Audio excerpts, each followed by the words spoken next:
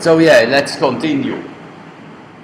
So here we have a picture for the first slide for today, showing us such a sheeted vein complex.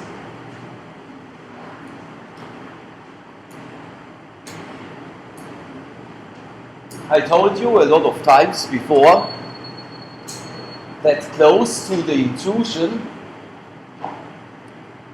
we have much bigger veins. So here at the bottom, these veins can be 50 to 100 centimeters thick. Yeah? Here we are talking about large veins. These veins becoming then very close to the intrusion, very thin, just 1 to 50 centimeters. Here we have a lot of smaller veins, and here up to the bottom, up to the top, we have then a lot of sheeted veins, and these sheeted veins are maybe 2 millimeters thick, yeah? But when our veins becoming smaller and smaller, then we will produce a lot of smaller veins, yeah?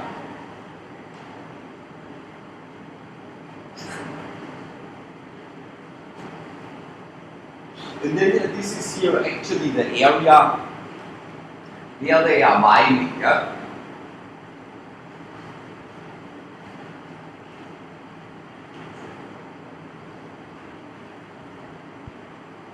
So here we are talking about the stop work, and here below we are talking about veins.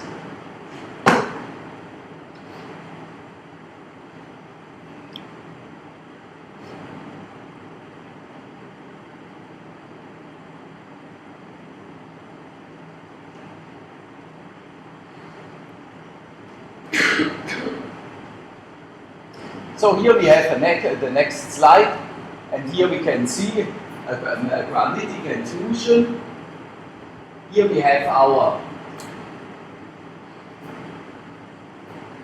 capsule, and in this encapsulation, what we see capula beneath the carapace, we have an enrich of fluid. So that means, or I told you also a lot of times before, we have the emplacement of such a granitic intrusion. Our granite cools down, then we have an enrichment of fluid, and this fluid will shoot out. Yeah? Here we have then the vapor entrapment. This area here, that is the metamorphic contact aureole, and that is there we have the high-grade metamorphic rocks, which were heated up by the emplacement of the granitic body.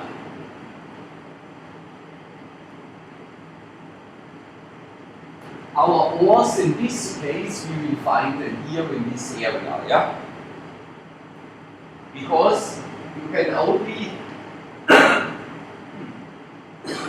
enrich some ore mineral somewhere where you have the excess of fluid. Yeah? So if you are looking here in the contact metamorphic area, there we will find then less ore minerals or no ore minerals, because only those areas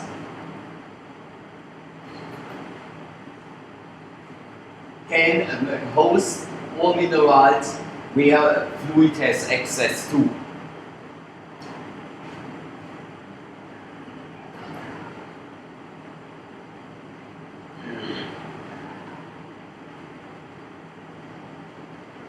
So, but now, next slide, here we have also an intrusiva.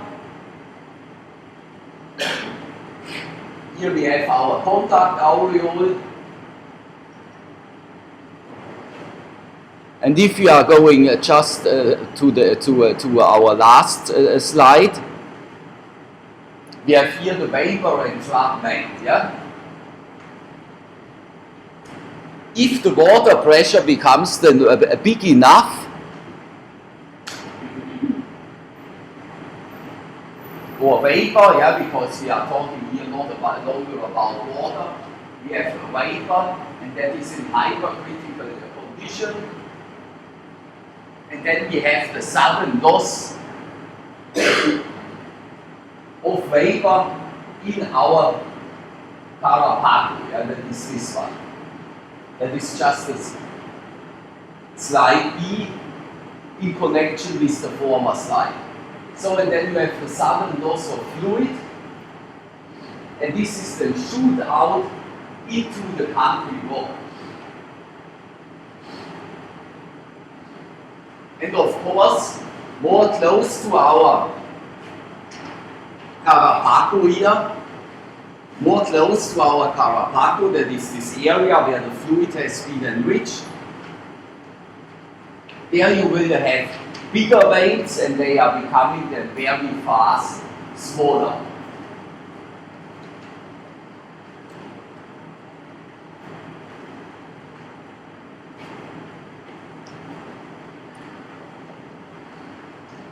And here is written, intrusive brachia with quartz tourmaline matrix.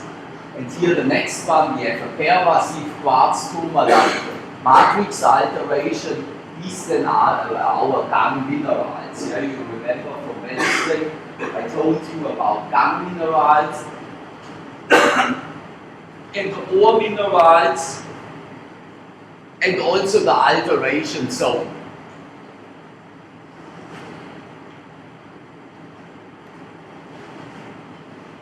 So, and here in all these vein beds, there you can then mine your ore minerals.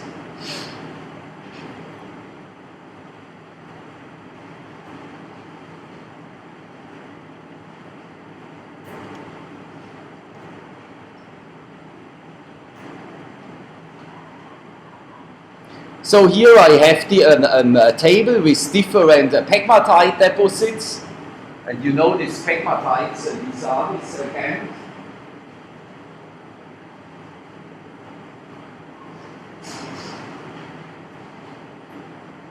That you can see that the percentage of ore minerals is very low compared to the whole thing what you are mining. So I mean, it is so when you are going to, for example, to Cola, they are not running around below 400 meters in depth and mining every small piece. They are just crushing the rocks, bringing them to the surface, and there they become then totally crushed. And they are taking then the minerals out which are worse to mine. So here, for example, we have the Tango deposit in Manitoba, and there they are mining, for example, tantalum. So in the production is 2.1 billion tons, but there is only 0.216% of tantalum inside. Yeah? When we are talking about the copper ore deposits, there we will do a calculation in the practical from the biggest copper mine on Earth, that is this biggest copper mine on Earth, that is in Peru. And then you will see how much tons they are producing to get just a very low percentage of copper out. This biggest copper mine there in Peru is also the biggest hole in the world. Yeah? So, and if you are flying, for example, over South Africa, then you can see one big hole after the next big hole. There, that's the places where they are mining the diamonds. Yeah? So now they have a big problem because all the big holes are left. And then when they finish with mining, you know, I mean, nowadays they are doing a lot of post mining. That means naturalization. But a few years ago they have not done this. They have just mined everything and then they are leaving back everything. Also the whole dirt, you know, the oil and everything. And now they are got in South Africa at least a huge groundwater problem.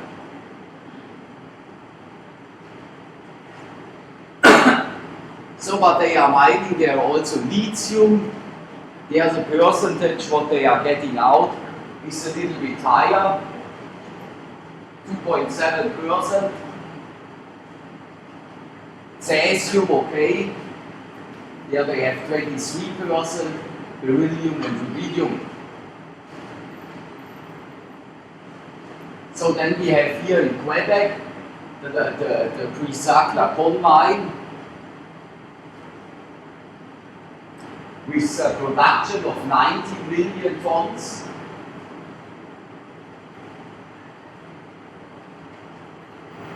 And they have here 1.25% lithium inside.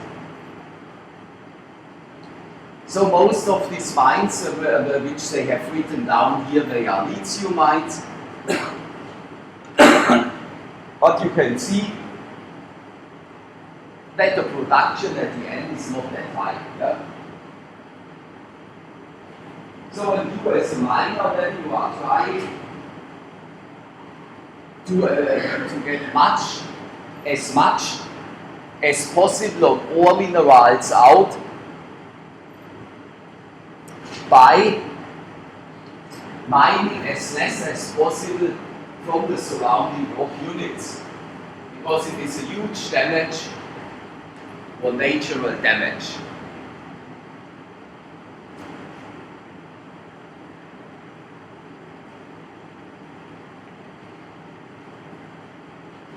Here are some other examples. A tin mine in Namibia with a production of 87 million tons. And that is per year.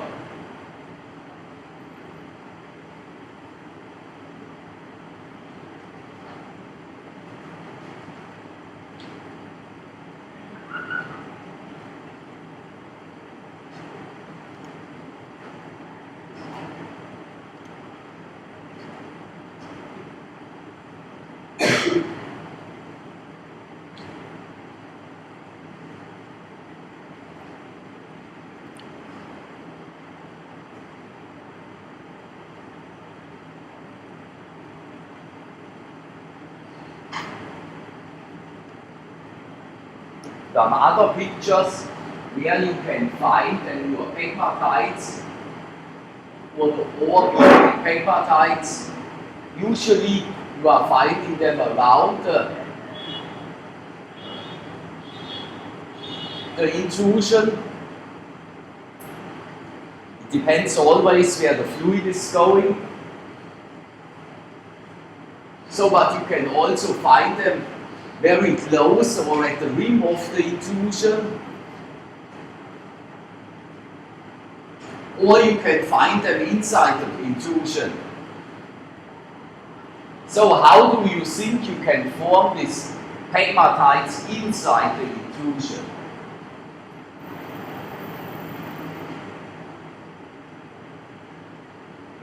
That is just if you have another granite which is which can be used as a plug.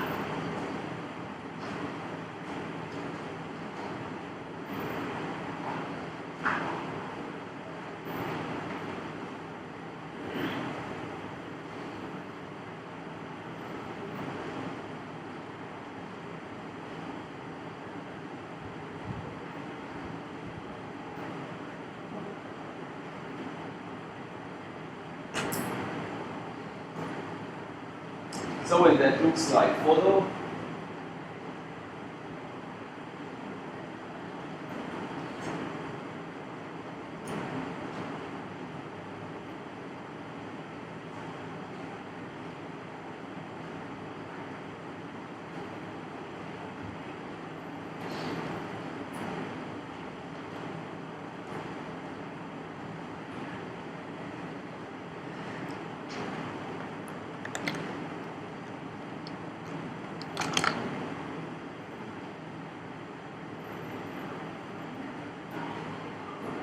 we have here, for example, an older granite intrusion.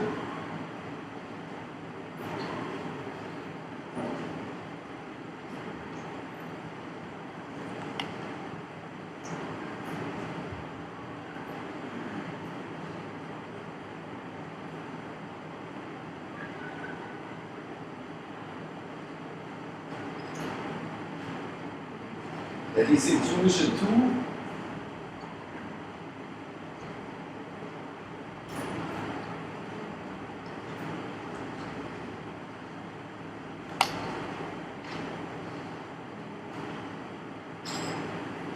Here we have older intrusion 1. So this intrusion number 2 serves then as a plug-in. So and then you have the release of fluid from intrusion number 2, and this fluid is running inside intrusion number 1, and then you are getting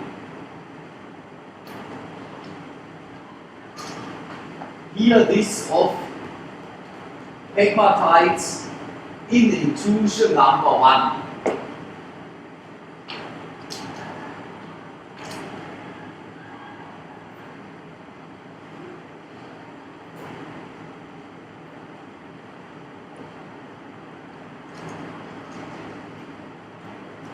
That means here again, here we have the classical situation, the emplacement of a granitic body.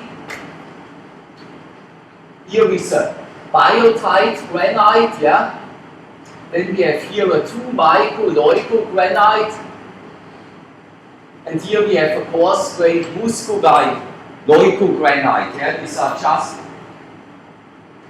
the different fractionation steps or stages of the granite. And of course, then you will have a lot of fluid available, and this will then create your pegmatites in the surrounding country rocks, yeah? And then you know by now, depending on the chemical composition of the country rocks, you will then form different ore deposits.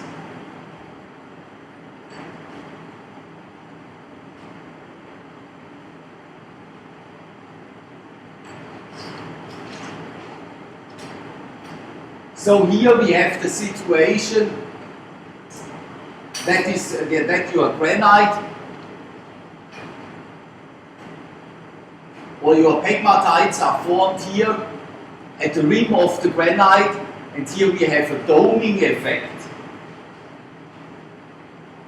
So the doming effect, that is just the rise up of a already very solid granitic body.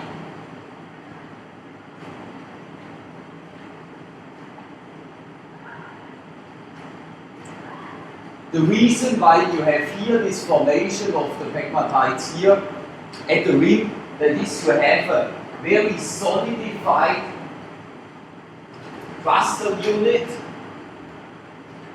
and of course the fluid is always using the easiest strain.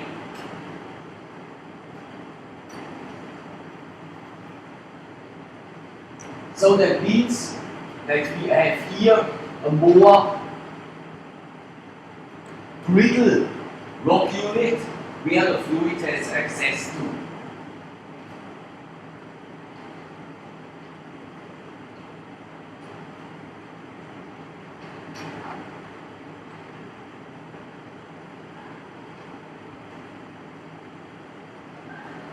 So here again such a slide.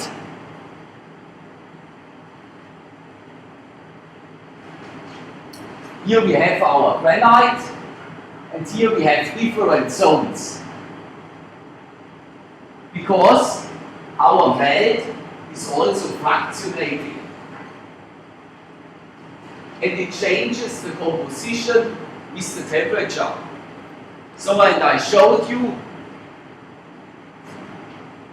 Also before that, at different temperatures, you have the different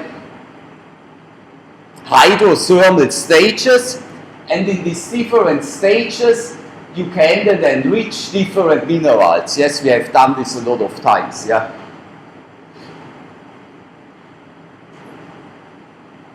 So what is written here? Increasing fractionation, I told you this. We have the enrichment of volatiles, and we have then the emplacement of different zones, and in these different zones, you will then form or enrich different elements, and these elements you can then find in these different ore minerals. So that means very close to the intrusion here, you have a zone where you can mine beryllium, for example. Yeah? It depends also on the composition of the surrounding rock units. Then you have the next zone here, and there you will then form or can mine beryllium, niob, and tantal. Yeah?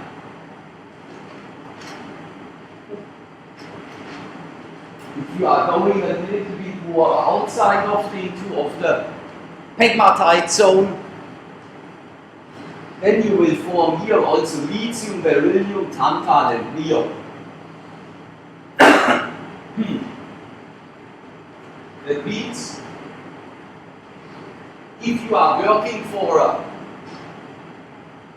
let us say, cell phone company, not a cell phone company, but somebody who needs a lot of lithium, and the lithium is in the cell phones, then you are mining here, yeah, and not here. So, and in the outermost zone, in this example, you will then find lithium, cesium, beryllium, tantal, and niob, yeah.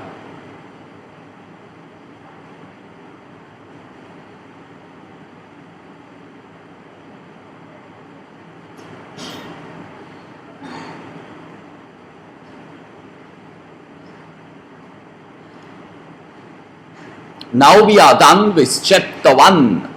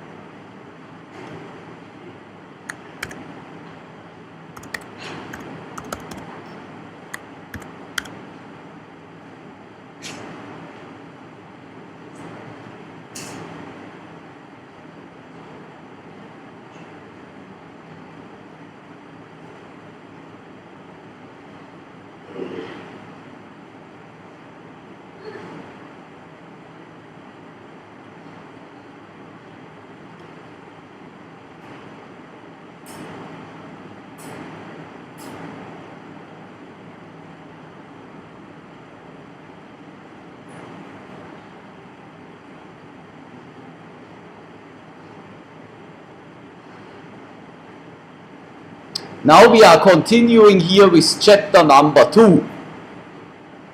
So in chapter number 2, these are the porphyry coppers.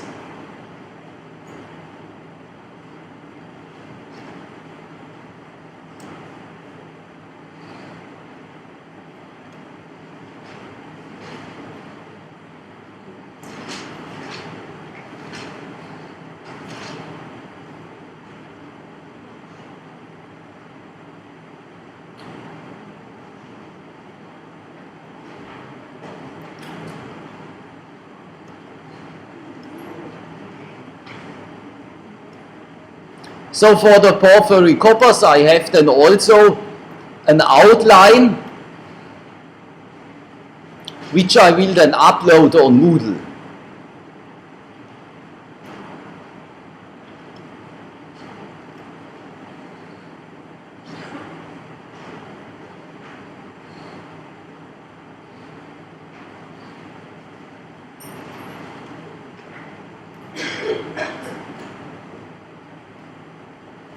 So porphyry copper mines, they are actually big mines, and I told you just before, the biggest porphyry copper mine that is in Peru, and that is the biggest gold on Earth. So and there you will do in the practical also some calculations. So now we have here a world map, and now we can check where we can find porphyry coppers. So and here we are sitting, where is Fiji?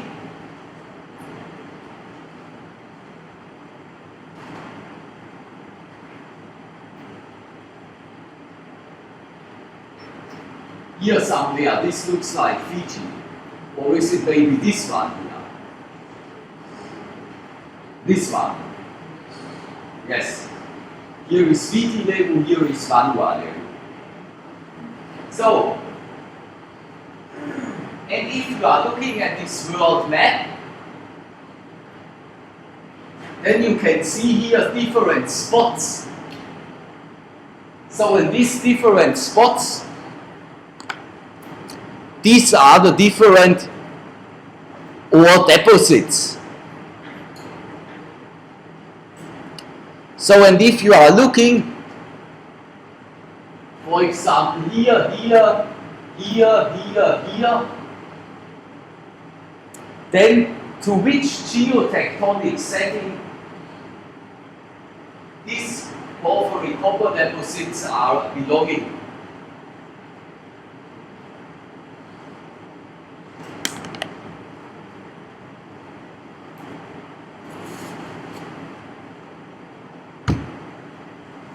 Yes, if you are looking here, I mean here, what is here?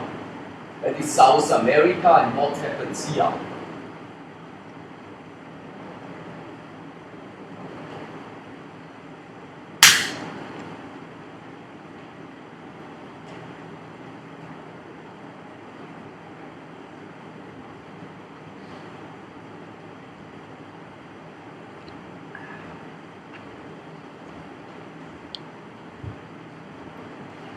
There we have what we have here, a subduction zone. From here to here, that is a subduction zone, yeah? And if you are going here on this side, what is here? Subduction. So, and that is the Circum-Pacific firing. So, and if we have here this porphyry coppers, then we can say, only from our observation with the naked eye, or at least I can say this, that is porphyry copper ore deposits belonging to a subduction process, yeah? And the situation here is that we have the subduction of an oceanic crust beneath a continental crust. Yeah? Now we are going back to Viti level.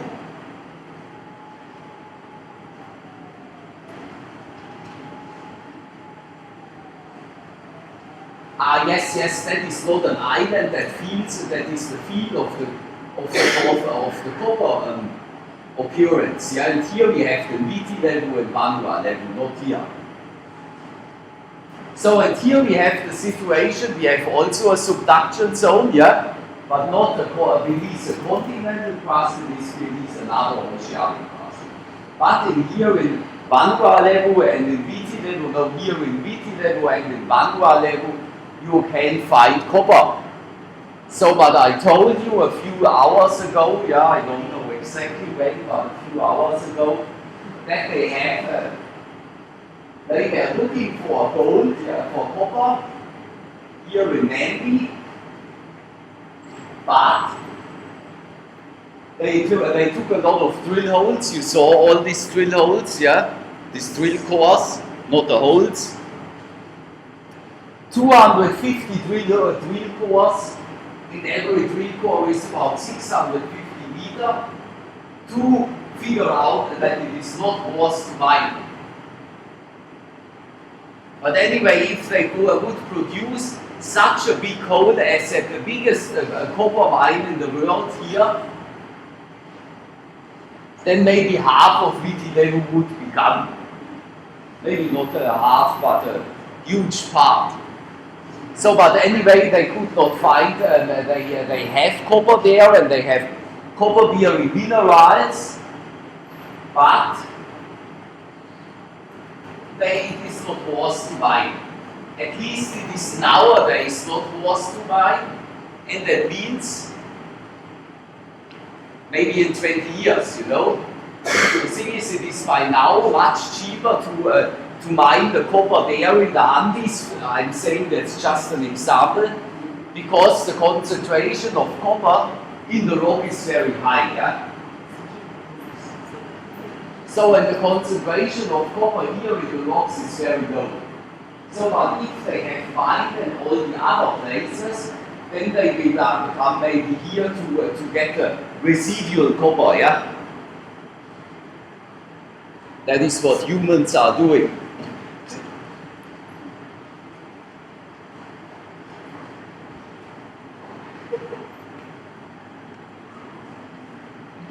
And if everything is destroyed, then they start to cry. So if you are looking here on Africa, there is no copper ore deposit, yeah? Because Africa has here a passive continental zone. So, and therefore we do not have any subduction sequence there, and therefore we do not have any copper.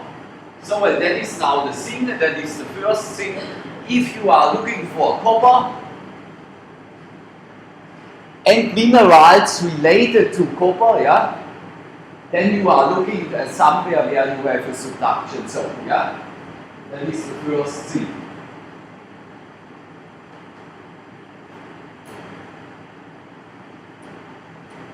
Then you have here some mines, here and everywhere they are mining and hammering around.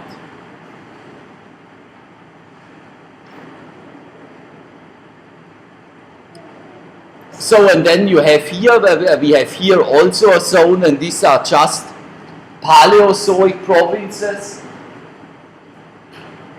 And here we have Mesozoic provinces.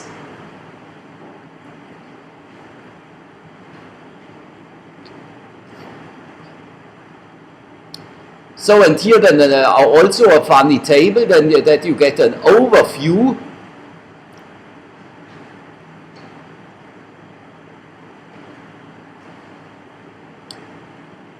of the concentration of copper, and with the copper we have also always the molybdenum, yeah? So a molybdenum you are using for crisp. So they are using it in the industry for crisp, yeah? And the copper they are using for the tubes, pipes, such things. So here some of the biggest mines. We have here a lot of copper mines in the US, in Mexico, in Panama, Chile. Yes, the biggest one is in Chile, not in Panama. I apologize for that, but I think you can live with this. So then you have one in the Philippines, Iran and Canada. And here are some numbers. You have the size in million of tons, yeah, in million of tons. And you can just write down here we have 1,400 million of tons. So, and if you are calculating, if you do this calculation, you are just using the size of one of these mines, yeah? You can just use here the chip. This one, 3,250 millions of tons. Then you can just do a funny calculation. It's just very simple school physics. with a not working pen.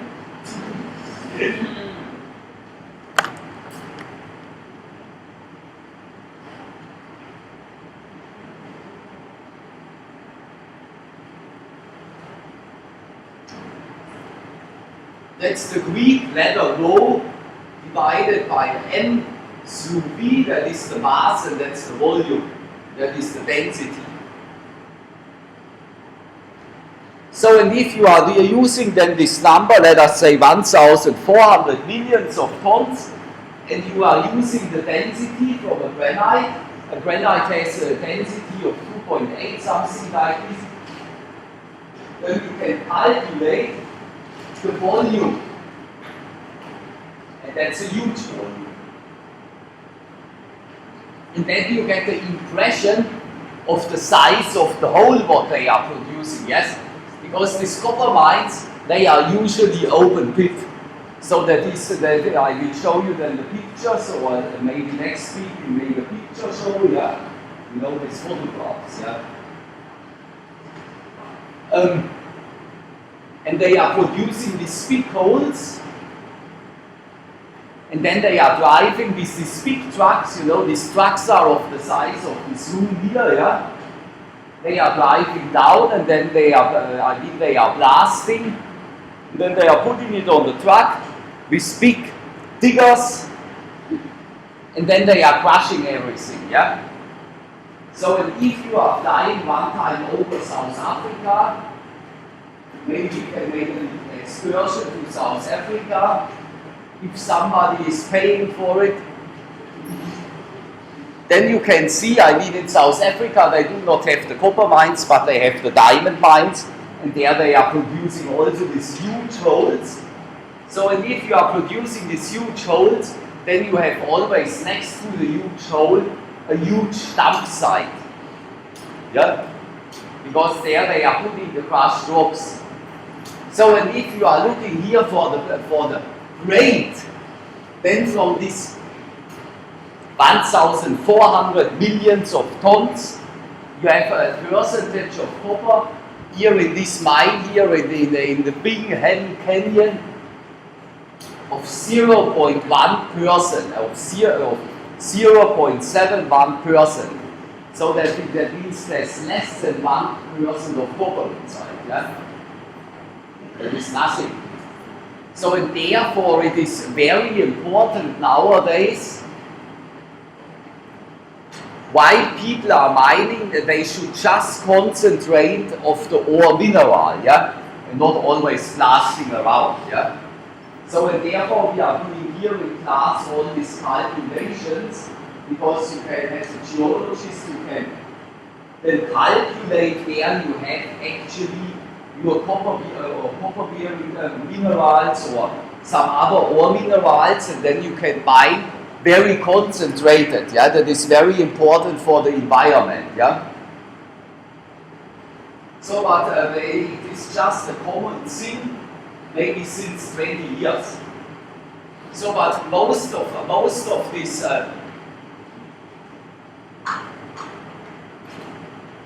copper mines, not in the US, but here in South America, and in Iran, and in the Philippines, and so on, or in Papua New Guinea, we have also one, yeah. These are developing countries, and then miners are coming from outside, taking everything. You can see it then when we are going to Vanuatu, where the Chinese driving everywhere around with their trucks and taking all the bauxite with them. They are digging all the stuff, and they are not separating it here, yeah? They are digging everything, put it on a container, put it on a ship, a huge ship, and then they are taking everything to China, and that is also a thing which has to be stopped, yeah? It is also very important, or a very important thing, that one starts now with proper recycling. They have already started in Europe, because in Europe here we are always the first people who are doing something in this field. But for example, I don't think so that, that they are doing a proper recycling in America. Yeah? But I will not name somebody. So then we have here the percentage of molybdenum inside that is just 0.05. Yeah?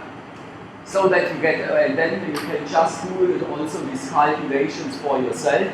Then you get an overview how less percentage of ore is inside. Let us just go to New Guinea. I mean, the mine is a little bit smaller, 750 millions of tons, but it's still immense, yeah?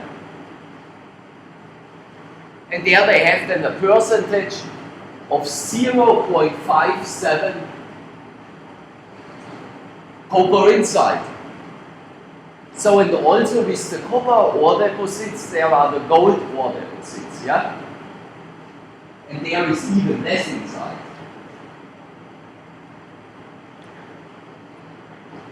So,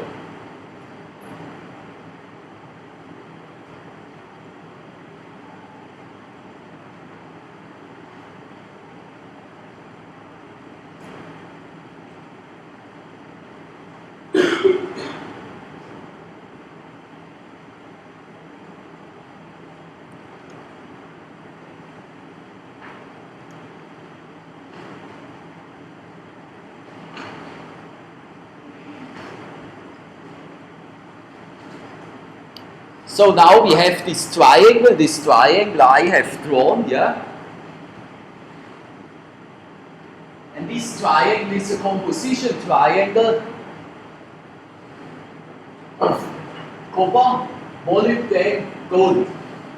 So in copper there I have not put a number behind to multiply it because you have at least, let us say, 0.5 to 1% or nearly 1% of ore of copper in such a mine.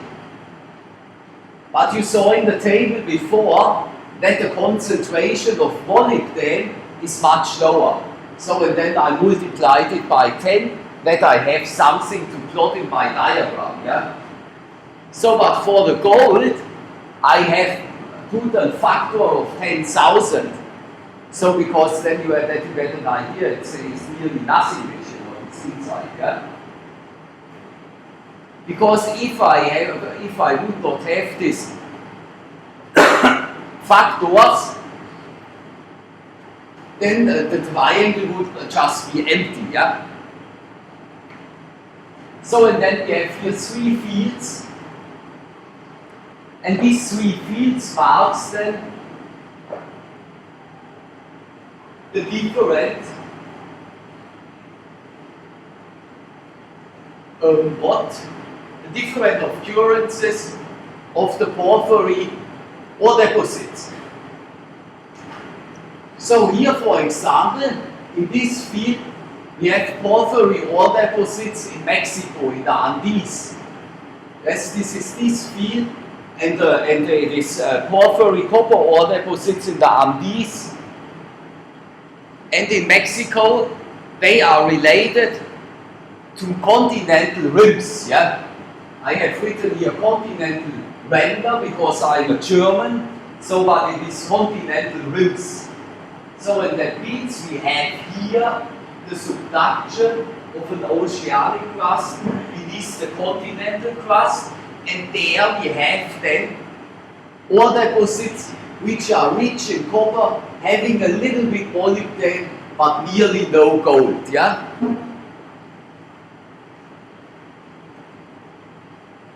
So now we are going to the next thing here. We have the porphyry ore deposits in the Caribbean and in the Philippines. So, and there we have the formation in a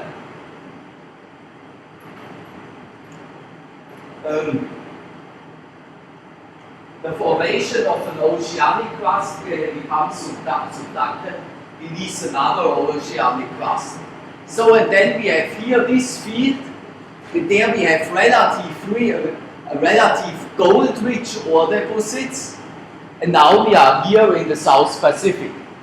So here, this field represents here the South Pacific, and we have here the porphyry copper ore deposits in the South Pacific, and here we have very young Iceland arcs, yeah? I mean, here Fiji, the oldest rock here in mid-11, is 49 million years old, and you know in Earth's history that is just yesterday. So, and here we have the oceanic crust or oceanic plate beneath another oceanic lithosphere.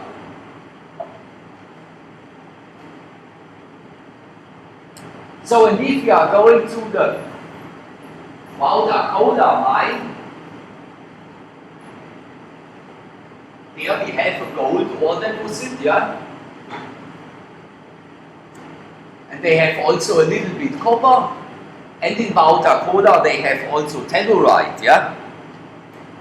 But the telluride is very low in concentration, and so it's not worth to mine, or at least I think so.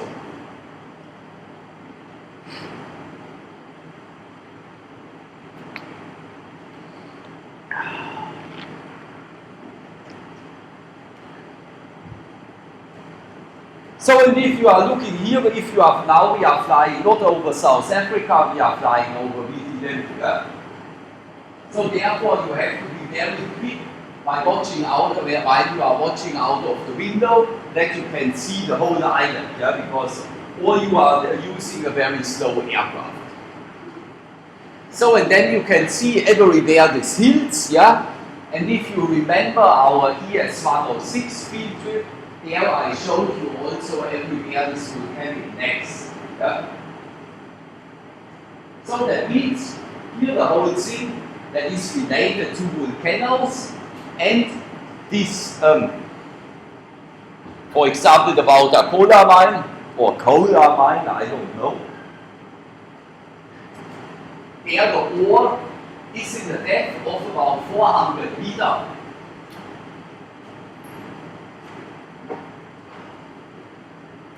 So, and therefore the question can be easily answered that the formation of these ore deposits, at least here, is on the roots of volcanoes, yeah?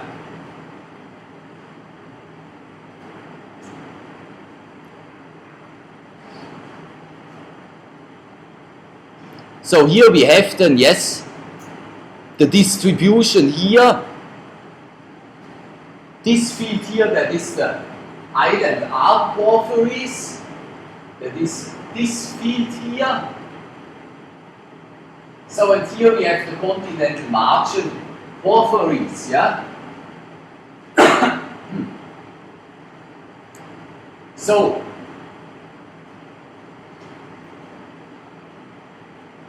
and here in this triangle we have here potassium oxide, sodium oxide, and calcium oxide.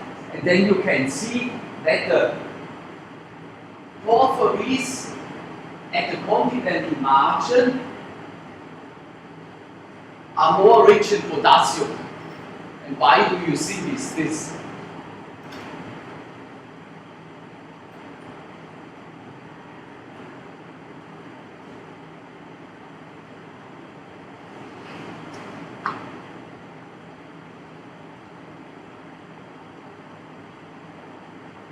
That is because if you have the rise up of melt in the subduction zone like the Andes, then it will include in the continental crust which is above, yeah? So in the continental crust, then you have the contamination with material from the continental crust, and the continental crust is just more rich in potassium, that's all. So, and therefore, these porphyries here at the continental rings, they are more rich in potassium, and the continental rings, not the continental rings, if we have the situation like here, that one oceanic plate is subducted beneath another oceanic lithosphere. Then in this other oceanic lithosphere, you have a much lower concentration in potassium, yeah? Therefore, you will not have the contamination with potassium-bearing minerals, but you have here more calcium-rich minerals, and therefore you have the contamination with other more calcium-rich minerals.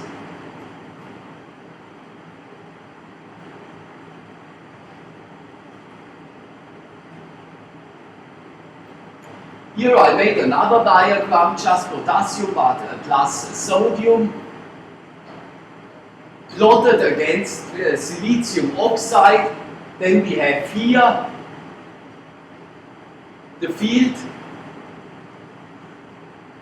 for the porphyries, or not for the porphyries itself, for the host rocks.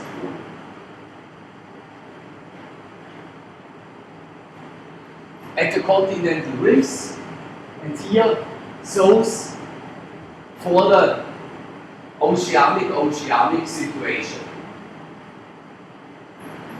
So, and that is then the reason why you can transport or mobilize, for example, here more gold, yeah? Because the ore body has a different composition.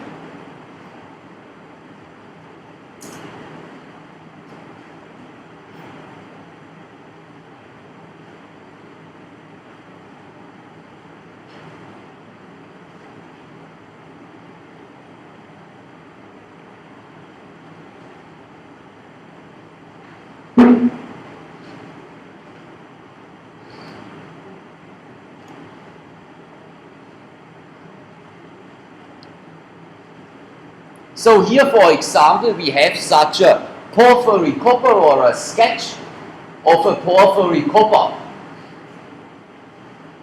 So, and that looks like very distorted. And you have some other minerals here,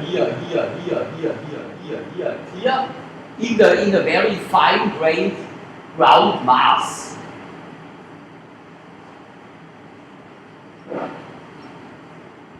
So, and that is the thing what is written here. We have here arthritic ground mass consisting of quartz and alkali feldspars, and we have biotite and sulfides inside.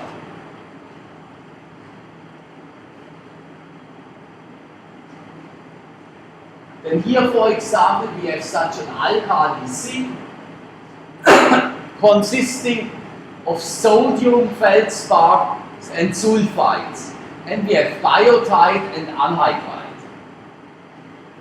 So in anhydrite, you know that is a form, or is the dry form of gypsum.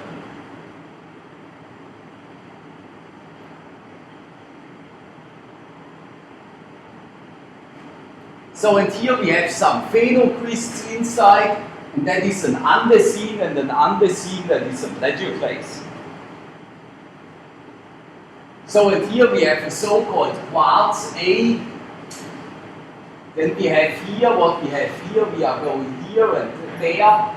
We have a K feldspar core and the sodium feldspar halo against the andesine, yeah? So you can see this phenocrysts, they are mainly feldspars.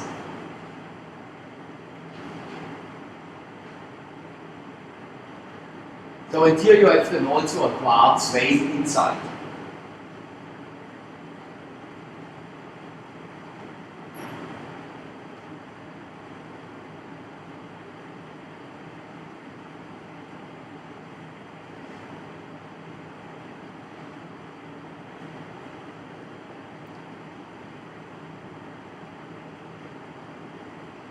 And these porphyry coppers, they are occurring also in veinlets, yeah?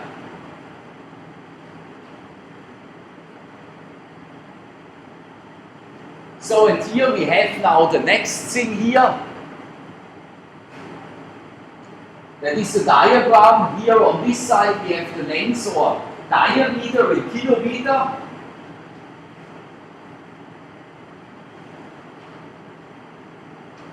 And here we have the size of the wavelets. So also in diameter, or the radius in centimeter. So and copper is also one of these minerals, or copper-bearing minerals, and copper itself can be an element or a native mineral. Yeah?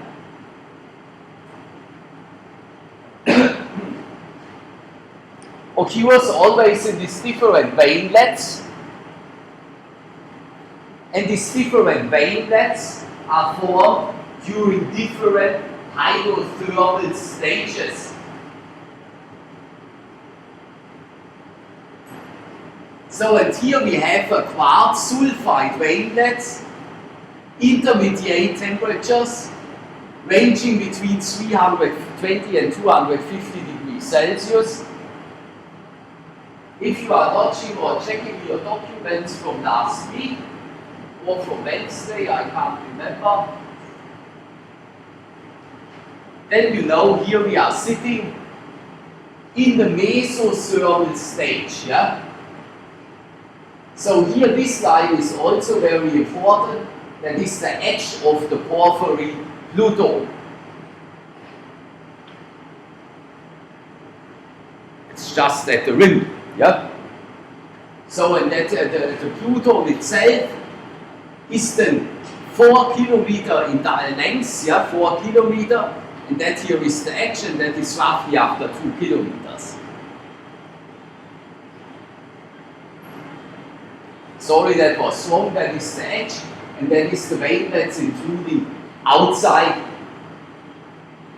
of your porphyry copper shell. So and here then at higher temperatures, that is then between 340 and 360 degrees Celsius,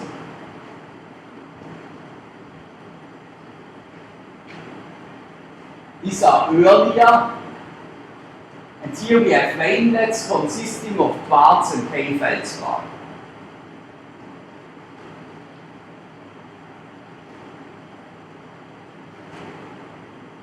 So and here we have latest. These are wavelets formed between 170 and 320 degrees Celsius, and these wavelets consisting of K-feldspar and epidote. So and if you are running around in the field and you are looking for your copper, then you are looking for these different minerals in your wavelets, and then you know that is now the right place for looking at it. Yeah?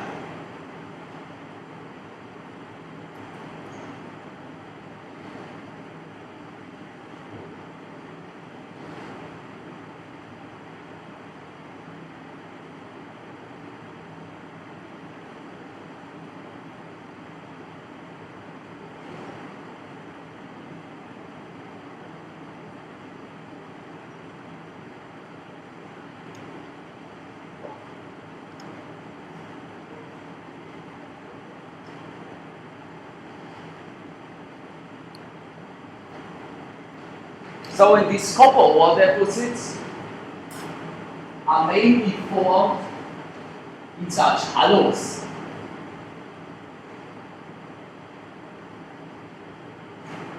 Here we have a cross section. So and here we have our diatreme.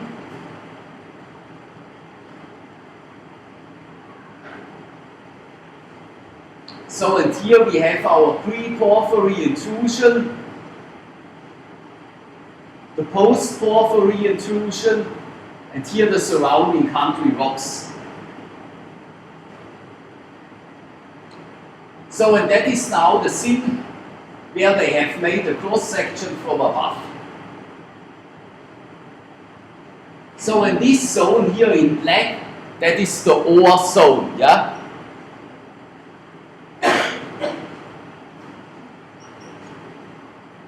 So when this ore zone is surrounded by this line here, one can see it here, yes? And that is the pyrite zone, yeah? And have you done in the practical that it will show you when these different minerals, or will you do it next? Okay, and there we showed you also the pyrite, yeah?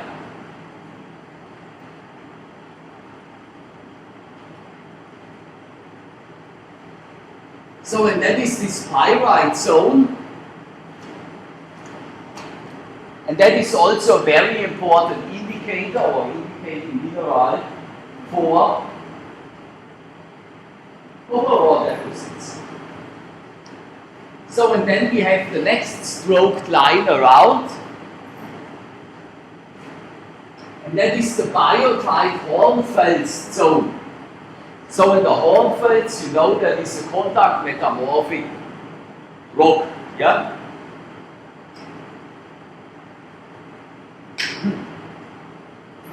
So in this pyrite is also called the fool's gold. Do you know this? So because it looks like gold, but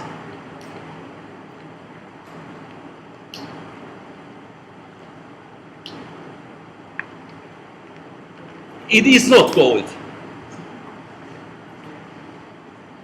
So because not everything what is shiny is gold. But also not everything what is stinky is shit, yeah?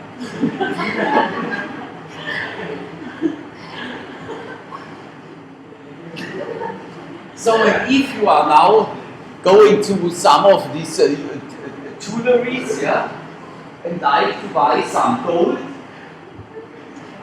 and maybe the guy there is a crook, and then you have to check if it is really gold or a pyrite, and how will you do this?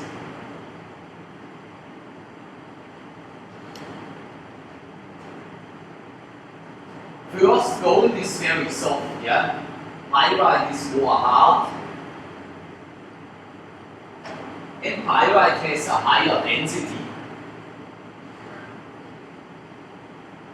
So, but you can also use such a pen like in the old days, yeah? When they have washed the gold, yeah? You know, they were sitting at the rivers and they have washed the gold with such pans, yeah? Or in China they use the wok for it. So, and then which mineral do you think will more drive to the rim of your pan? The gold or the pyrite? That is then the pyrite because it is heavier.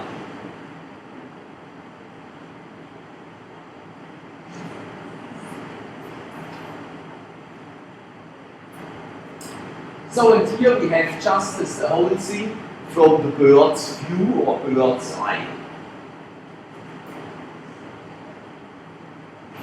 You have here your granitic intrusion,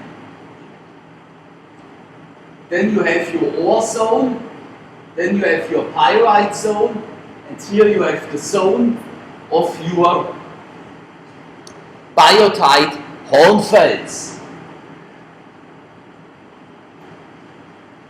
So that's just here this cross section from A to A star.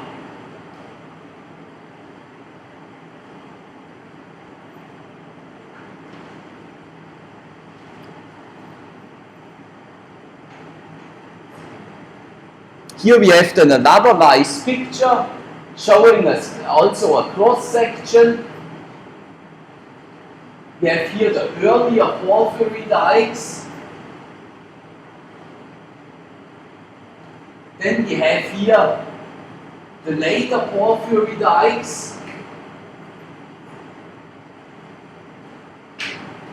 We have here surrounding volcanic rocks. And And here we have the vent fracture. So now let us check. And here then the basement rocks here. So and if you are looking here from above, then we have here the ore zone. And here it is surrounded by a pyrite zone. So a most or the classical copper ore deposit is always surrounded by such a pyrite zone.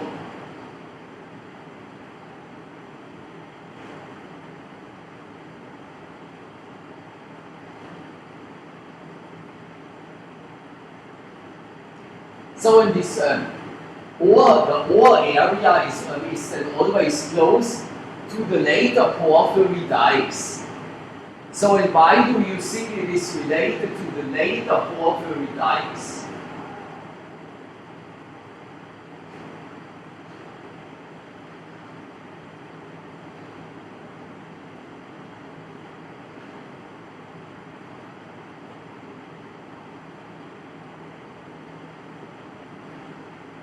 That is because the later porphyry dikes, they are related then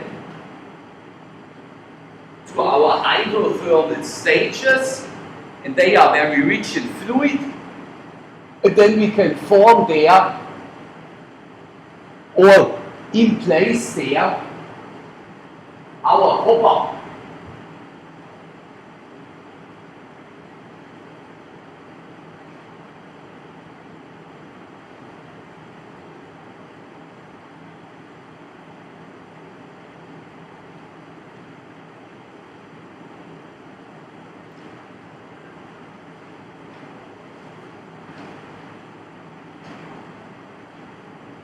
So, and I think that is it for today.